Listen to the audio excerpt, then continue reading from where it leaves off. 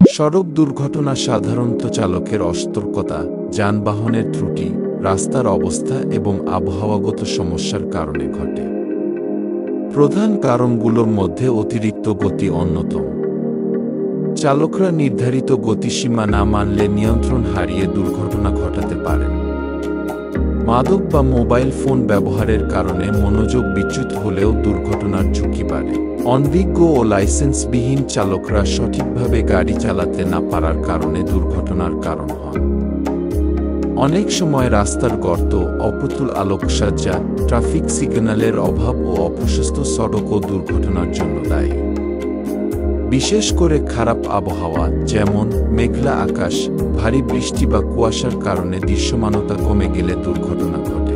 এছাড়া ওভারটেকিং বা বিপজ্জনকভাবে গাড়ি চালানো, ব্রেক ফেল, টায়ার বিস্ফোরণ, যাত্রী ও চালকদের অসচেতনতা এবং পথচারীদের রাস্তা পারাপারের অসতর্কতা দুর্ঘটনা বাড়িয়ে তোলে।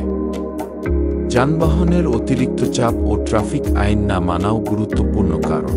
সড়ক দুর্ঘটনা রোধে সচেতনতা বৃদ্ধি, কঠোর আইন প্রয়োগ, ট্রাফিক নিয়ম মেনে চলা ও নিরাপদ অবকাঠামো তৈরি করা অত্যন্ত জরুরি।